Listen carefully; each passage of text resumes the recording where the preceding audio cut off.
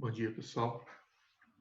Vamos dar continuidade, então, às nossas aulas, capítulo 8 da apostila de vocês, com o tema O que é cultura.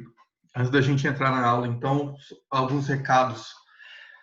Essa semana não haverá atividades, tá? Então, foquem nos estudos para a PS, que é dia 18. Qualquer dúvida do conteúdo que foi passado da matéria, pergunta. Então, vocês têm essa semana para, todo caso, tirar dúvidas. Mandem as perguntas, as dúvidas de vocês, para que vocês possam estar preparados.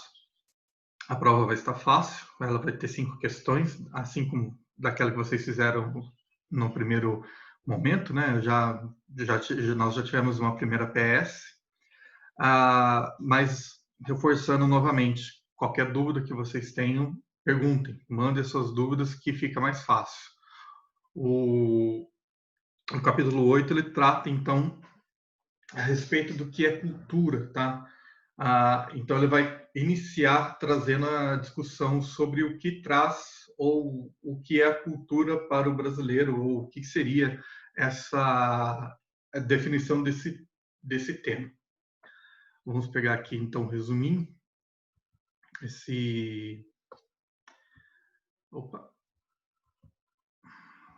Essa aula é um pouco mais rápida, mais simples, né? É um tema gostoso de ser estudado. Então, ele vai trazer o seguinte: o que é aspectos da cultura brasileira, quando a gente fala, né? O que é cultura brasileira? Muita gente associa o brasileiro a carnaval, ao samba, ao futebol, as coisas mais tradicionais que a gente ouve são essas, né? Porém, se você for olhar o Brasil como um todo, a gente tem várias formas de cultura, né? A gente não tem uma cultura só. E cada regionalidade, cada região tem a sua cultura de forma específica. Porém, existem aquelas que são mais marcantes. O futebol, o carnaval, o samba são o que é colocado como os principais e o que mais a gente exporta, assim, de forma cultural para os outros países. Mas isso também foi uma imagem criada, né? Foi uma forma de propagar essa imagem, de dizer, aqui tudo é uma festa, aqui tudo é uma mil maravilhas. Isso é uma visão construída. Porém, quando se pega realmente os estudos sociológicos a respeito da cultura brasileira, um dos pontos que mais marca ou que mais marcam esses estudos é a questão do jeitinho brasileiro, né? Acho que todo mundo já ouviu falar que o brasileiro sempre dá um jeitinho para resolver as coisas do jeito que ele quer ou tentar tirar vantagem sobre um determinado assunto. E isso faz com que a personalidade ou a nossa identidade vá sendo construída sobre isso, tá? Então, assim, o jeitinho brasileiro também é um aspecto da cultura brasileira, tá? Esse jeitinho, por mais que se fale, ele é uma forma negativa dessa cultura, né? Ele, assim, claro, a pessoa que tira vantagem, que se beneficia com ela, vai sempre dizer que isso é algo positivo, mas quando você olha e analisa, isso é uma questão, se não de corrupção, mas uma questão negativa no aspecto cultural. Não é legal você ser conhecido culturalmente como aquela pessoa malandra, né? Do tipo aqui, que quer sempre lograr a outra pessoa para tirar vantagem sobre aquela pessoa. Então, isso é a noção ou a consideração básica do que é esse jeitinho. A gente estuda isso quando a gente for falar de Sérgio Buarque de Holanda, né? Quando ele trabalha a interpretação do Brasil, mas isso acho que é só no segundo ano. Tá? A gente vai ter uma aula sobre o que é o jeitinho brasileiro e da onde ele vem. A gente começa então a definir o que é cultura, né? Já na página 226, ele começa com aspectos e dimensão cultural, conceitual. Ele vai dizer o seguinte, que o termo surge em Roma para designar a questão da agricultura, porém depois ela começa a surgir para designar a questão de educação dos povos, né? Então, do tipo, como eu vou dar ou como que eu vou formar o cidadão romano? Então, a ideia o que é? É você pegar e educar. Então, a cultura ela vai ser transformada no sentido de educação e formação desse ser, né? Porém, já no século XIX, a gente vai ter o Edward Tylor, que ele vai definir ou que vai dar o conceito clássico de cultura. Eu vou ler aqui para vocês, está na página 226, ele diz o seguinte: cultura ou civilização, tomada em seu mais amplo sentido etnográfico, é aquele todo complexo que inclui conhecimento, normas, artes, moral, leis, costumes e quaisquer outras capacidades e hábitos adquiridos pelo homem como membro de uma sociedade. O que é isso? Então, a gente percebe que cultura é tudo aquilo de conhecimento, é tudo aquilo que o homem adquire para ele quando ele vive em sociedade. Então, por exemplo, se você aprendeu a ler e escrever, isso é uma condição cultural. A língua que você fala, a roupa que você tem, que você veste, a questão religiosa, a questão musical, tudo isso vai ser o quê? Vai ser produzido em sociedade e isso é o quê? Aquilo que o Tylor vai chamar de cultura. Tá? Então, aquilo que você adquire vivendo em sociedade, aquilo que você constrói vivendo em sociedade, no seu aspecto, nessas concepções, é que vai ser determinado o que é a cultura. Tá? Isso vai dar margem, no século XIX, para criar uma linha evolutiva. Tá? Então, o que a gente tem no século XIX de contexto histórico? Para o europeu, é um processo de expansão e neocolonização. Né? A ideia de que você tem a Revolução Industrial, você tem a Inglaterra concentrando as ações industriais do mundo, outros países da Europa também vão se tornar potências industriais, e qual que é a ideia? Eles vão espalhar, eles vão buscar dominar novas áreas para conseguir mercado consumidor, matéria-prima e mão de obra.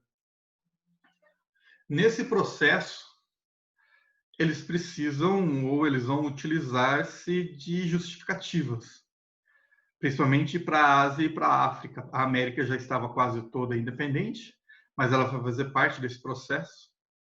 Da ideia de por que eu posso, de certa forma, invadir e explorar esses territórios. Qual que é a missão que eu tenho? Qual que é a ação que existe nesse processo? Muito simples. Essa linha de pensamento evolucionista vai dizer que existe sempre, antes de uma sociedade civilizada, vai existir o quê? Sociedades primitivas, ou que você tem que passar por uma linha ou estágios de evolução para se chegar até a civilização. Porém, quem que cria isso? São os europeus. Então, eles vão dizer o seguinte: nós somos os civilizados. O que nós temos que fazer com essas outras sociedades? Levar a civilização para eles. Isso seria o preço do progresso para eles. Então, do tipo, eles vão olhar para as sociedades primitivas ou as sociedades nativas da América e vão dizer o seguinte: olha, essa civilização, essa população é primitiva. Eles vão olhar para as sociedades africanas. Essa população, essa civilização é primitiva. Vão olhar para as sociedades asiáticas. Essas populações, principalmente países como Índia, que vai sofrer um processo colonizador muito forte da Inglaterra, vai dizer: olha, esses países são primitivos, né? Essas civilizações são primitivas. A gente precisa levar o progresso até eles. É a chamada missão civilizatória do europeu, né? A ideia de que só eles se desenvolveram, só eles são civilizados e eles têm essa missão de espalhar essa civilização. Porém, esse processo vai levar a um processo muito violento, né? Um processo muito, de certa forma, de dominação e exploração dessas outras áreas que não é a Europa. Porém, isso vai ter base nesse processo, nesse argumento da cultura evolucionista. A gente precisa, antes da sociedade ou da civilização, vem sempre uma barbárie. Então, qual que é a ideia? Essas civilizações têm que passar por esses processos até chegar numa evolução. E o europeu vai se colocar como superior, né? Aí cria a ideia de etnocentrismo. Se eu julgo a minha cultura, se eu julgo a cultura do outro sobre o aspecto da minha cultura, o que eu estou dizendo? Que a minha cultura é sempre melhor. Se eu coloco a cultura europeia do século XIX para comparar todas as outras culturas que existem no mundo, o que o europeu está fazendo? Ele está criando o etnocentrismo, né? Que vai ser essa ideia de que eu pego uma cultura, comparo as outras e eu julgo. Eu falo que a minha cultura é superior à do outro porque eu estou num estágio de desenvolvimento maior. Eu não julgo aquela cultura daquilo que ela é, mas eu julgo aquela cultura com aquilo que eu tenho de parâmetro na minha cultura. Isso é uma concepção extremamente preconceituosa, tá? É uma visão predominante no século XIX inteiro. As ideias de, como eu posso dizer, de pensamento sociológico no século XIX vão estar pautadas, todas elas, basicamente, numa linha evolutiva. Isso vai trazer, em parte, a influência do Darwin, com aquela ideia do livro dele da evolução das espécies, certo? Sobre a concepção de que a gente tem que pensar sempre o seguinte: o Darwin ele analisa isso numa parte biológica, genética das espécies que existem no planeta. O que vai acontecer com o estudo do Darwin? Tá? O Darwin ele não pensa as sociedades humanas, ele não pensa sociologicamente. Porém, alguns pensadores, ou a maior parte dos pensadores do século XIX, vai pegar o estudo do Darwin e vai transferir para a sociologia. O Darwin não tem esse tipo de pensamento sobre as sociedades humanas, fique bem claro, tá? Não vou falar que o Darwin é um evolucionista social, etnocêntrico, que vai julgar a cultura dos outros. Não. O que vai acontecer é que sociólogos vão pegar o estudo do Darwin e vão transferir essa ideia de evolução para as sociedades humanas. E isso vai criar o conceito de etnocentrismo, tá? Que é essa ideia de você julgar a cultura do outro sob a ótica da sua própria cultura, criando uma linha de evolução. Isso também pode ser conhecido como eurocentrismo, né? Por conta dessa ideia de que só o europeu vai fazer ou vai iniciar esse processo. Na página 226, nós temos um pequeno quadrinho chamado Tome Nota sobre o que é patrimônio cultural e material e patrimônio cultural e material. É importante que vocês leiam, que vocês tenham conhecimento sobre isso. Só para vocês ficarem por dentro disso, então, ele diz o seguinte: o conceito de patrimônio cultural e material está relacionado a saberes, habilidades e práticas das pessoas de uma sociedade. Então, por exemplo, um conhecimento. Aquilo que é abstrato é o patrimônio imaterial, aquilo que não é concreto. E o material é constituído com um conjunto de bens de ordens paisagísticas, arqueológicas, etnográficas e históricas, que representam uma comunidade, uma nação. Então, aquilo que aquela sociedade ou que aquela comunidade produziu de forma concreta. Seguindo aqui, nós já falamos até então a concepção de Darwin, né, a ideia de que o pensamento do século XIX ele é extremamente evolucionista. Então, grifar aqui, destacar para vocês, né, esse pensamento evolucionista. A gente tem, na virada do século XIX para o início do século XX, nós temos um alemão radicado nos Estados Unidos, chamado Franz Boas, tá? Que ele vai inaugurar uma nova concepção de sociologia na área de cultura, que é o culturalismo. Muito simples. Assim, né? Vamos fazer um resumo para ficar simples. Qual que é a ideia do Boas? Ele vai contestar a teoria evolucionista, ou essa concepção evolucionista das sociedades. Ele vai dizer o seguinte: eu não posso pegar e estudar uma sociedade tribal do interior do território africano e comparar ela com a sociedade industrial da Inglaterra no século XIX. Isso não é parâmetro, isso não é uma concepção, isso não é um método de estudo. O que o Franz Boas vai dizer? Eu tenho que estudar cada sociedade na sua, como eu posso dizer, na sua particularidade cultural. Então, por exemplo, cada cultura vai ter estágios de evolução diferentes da outra. Eu não posso dizer que todas as culturas vão chegar ao mesmo estágio de desenvolvimento, porque pode acontecer coisas diferentes em cada região, em cada momento, em cada meio, que a gente não sabe. Se eu falar que todas as culturas do mundo vão chegar a um estágio de evolução como o europeu do século XIX, isso é uma afirmação muito vaga, mas era isso que os evolucionistas pensavam. Então, qual que é a ideia do Franz Boas? Fazer com que se estude cada sociedade de forma particular, tá? Então, essa é a ideia do culturalismo. Então, eu tenho que pegar a particularidade de cada sociedade, de cada comunidade, de cada tribo e estudá-la para definir qual ou como funciona a sua cultura. Eu não posso traçar uma linha evolutiva e dizer que ela é primitiva ou que ela é bárbara e só eu sou civilizado. Não. Então, isso muda totalmente a concepção. E o Franz Boas, ele vai ter um discípulo no Brasil, né, que é o Gilberto Freire, que ele vai fazer isso com a formação do Brasil. Até 1900, até o início do século XX, final do século XIX, a concepção que existia de sociedade brasileira era pautada na questão evolucionista. Dizia-se que o Brasil não evoluía, dizia-se que o Brasil não era um país evoluído por conta do processo de miscigenação, que o Brasil era uma raça impura, né? E isso por conta da questão de colonização e da miscigenação das três etnias, o europeu, o africano e o nativo. Então, o que ocorre?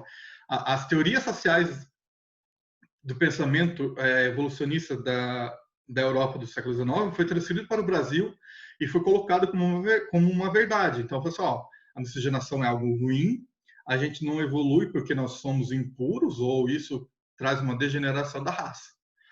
O que o Gilberto Freire faz? Ele fala, olha, não é por aí. Existe uma nova concepção, existe uma nova forma de interpretar o processo cultural e de formação dessa cultura, em que o Gilberto Freire ele vai trazer uma reviravolta no pensamento brasileiro, né? Ele é um clássico, ele é um dos estudiosos mais famosos aí da sociedade de estudos da sociedade brasileira. E ele vai dizer o seguinte, que a interação das culturas que vieram para cá, das etnias que vieram para cá, dentro do processo de colonização, vai gerar uma cultura única, tá? Então ele vai atribuir ao processo de miscigenação da sociedade brasileira a um processo de formação cultural único, que é o que vai dar cara às diversas formas e manifestações culturais do Brasil. Então o Freire vai dizer, a miscigenação não foi algo ruim, pelo contrário, a gente pegou o melhor de todas as etnias e formou uma cultura totalmente nova. Então, não tem nada de prejudicial nesse processo. A gente vai ver depois, posteriormente, que existem críticas ao trabalho do Freire, tá? Por quê? Porque o Freire ele trata a miscigenação como algo romântico, mas isso fica para depois. A discussão que vocês têm que ter aqui é que ele é um discípulo do culturalismo de Franz Boas e que ele vai dizer o seguinte, que no Brasil o processo de miscigenação e da formação das etnias forma uma cultura totalmente única e que ela reúne os pontos positivos de cada etnia e de cada cultura, tá? Então, por isso que o Brasil seria uma sociedade única. Além disso, conforme o século XX vai avançando, essas concepções evolucionistas elas vão sendo descreditadas, tá? Elas deixam de se tornar parâmetros para a concepção sociológica. E isso vai formando novas concepções, principalmente a respeito desse processo do culturalismo, né? Depois vai se desenvolver, vai criar as formas e as concepções de antropologia, que a gente vai estudar mais para frente também. Para isso, a gente tem que entender, já na página 227, o conceito de cultura clássica erudita versus cultura popular. A concepção aqui de cultura clássica, tá?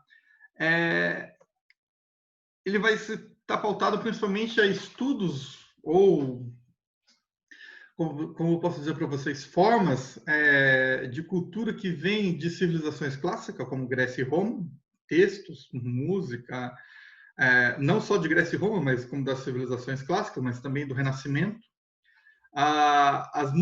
O exemplo disso, se a gente for pegar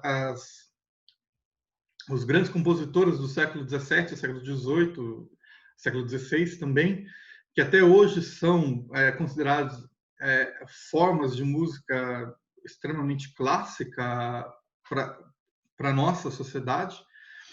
Tem alguns textos extremamente clássicos, como a obra de William Shakespeare, que é considerada um clássico. Então, é nesse sentido. É quando uma produção cultural ela ultrapassa o tempo, quando ela sobrevive ao tempo dentro das sociedades. Então, e ela não é reconhecida somente dentro de uma sociedade, mas ela é reconhecida como como eu posso dizer, por todas as sociedades como algo clássico, né? A cultura erudita se forma naquele processo de que uma pessoa ela estuda, ela se especializa, ela domina a maior parte do conhecimento daquilo que ela quer produzir, então ela se torna uma pessoa extremamente erudita, culta, né? São os chamados intelectuais, e isso vai fazer com que ela produza esses tipos de conhecimento. A única coisa que distorce da concepção erudita é a produção artística, numa concepção, às vezes, musical, uma questão de textos, ou uma questão de pinturas mesmo, né? Que às vezes a pessoa ela tem a genialidade, às vezes ela tem uma noção básica, ou às vezes nunca estudou, de certa forma, se especializou naquilo, mas ela consegue produzir uma expressão artística muito forte, né? Então, acho que essa é a única exceção. Mas, por exemplo, se você for um intelectual na área de física, você não consegue. Você não acorda sabendo física, né? Você tem que estudar, e isso demora anos. Mas então, só para a gente ter que essa cultura erudita, ela pode ter essa exceção. Mas na sua definição, são aquelas pessoas que se tornam intelectuais cultos, que se especializam em determinada área de conhecimento. E a cultura popular é aquela cultura que vai se formando de forma coletiva e anônima, né? Aquilo que vai se formando em convívio com a sociedade, algum tipo de festa, algum tipo de ritual religioso, que vai sendo desenvolvido dentro de uma sociedade pelos membros dela. E você não sabe, você não tem um autor, você não tem uma pessoa que, eu posso dizer para vocês, que reclama aquilo para ela, entendeu? Não. Aquilo surgiu dentro daquela sociedade e isso faz com que essa cultura pertença a todos que vivam nela. Então, por isso, cultura popular. Exemplo disso, o que a gente pode pegar de exemplos daqui por exemplo, as festas juninas no Brasil.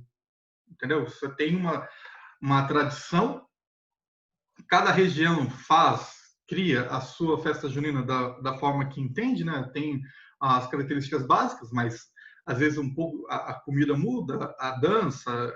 Então você vai adaptando isso à sua regionalidade, mas você não sabe quem que criou, quem que forma, como que foi feito, como que se não tem um estudo para se criar uma festa junina. Vamos reunir, todo mundo já tem um conhecimento prévio e vamos fazer. E para terminar, existe a forma de cultura de massas, né? O que a gente vai estudar mais para frente é a indústria cultural, que é aquela indústria que é voltada para o consumo e criar um padrão dentro da sociedade. Então, qual que é a ideia? Aqui é fazer com que haja, ou para você transformar a forma ou os conhecimentos produzidos ou as concepções artísticas produzidas pela cultura num objeto de consumo. Então, para você ter acesso àquela cultura, você tem que comprar, você tem que consumir ela. E isso é chamado indústria cultural, que acho que 2 ou 3 capítulos para frente a gente vai definir melhor. Tá? Mas foquem, principalmente a ideia desse capítulo sobre a visão de Franz Boas e Gilberto Freire, né? Que são duas concepções extremamente novas, contrariando a concepção do evolucionismo. Então, a gente tem que as principais concepções desse capítulo esses 2 pontos, e depois a diferença entre cultura clássica, erudita e popular. É bem simples, tá? Lembrando que não haverá atividades, foquem principalmente nos estudos para a PS. Qualquer dúvida, vocês podem perguntar, estou à disposição de vocês. Tudo bem? Então, vamos ficando por aqui. Um abraço.